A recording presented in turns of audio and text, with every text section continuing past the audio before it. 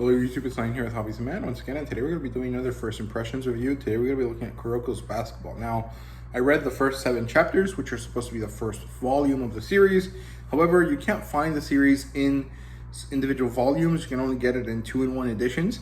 So just be aware that I'm only talking about the first part of the first omnibus, right? So yeah, it's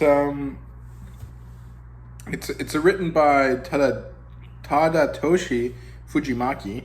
It's published by Viz, and it's a shonen. Obviously, it was on Weekly Shonen Jump a few years ago, actually a long time ago, if I remember correctly.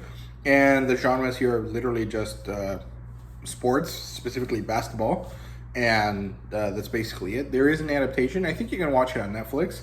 It's an anime, and the premise is a little bit hard to kind of explain because it's not really exactly like clear. It's not like Haikyuu or Slam Dunk where like there's a clear cut like reason why characters are doing things. We don't really know yet, but basically we're in Japan at the beginning of a new high school era. So like a bunch of kids are entering high school, and it turns out that this year a bunch of kids that are entering high school are actually basketball prodigies that are called the Miracle Generation or something like that.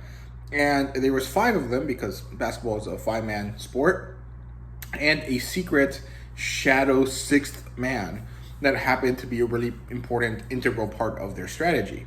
But all of these miracle prodigies have actually ended up going to very different schools. We follow a school specifically that is only 2 years old. They only have second years and these new freshmen first years that are going to be on the team. And it turns out that one of the kids that are on this team, or that want to be on this team, are the secret 6th man of the Miracle Generation, who is Kuroko. And he manages to meet this other guy, and I can't remember his name. I think it's like Kishima or something like that, who happens to also be a very good basketball player. He used to live in the US, and he moved back to Japan, and he realized that everyone in Japan sucks at basketball. And so he wants to battle these Miracle Generation guys because they're the best of the best in his age range, right?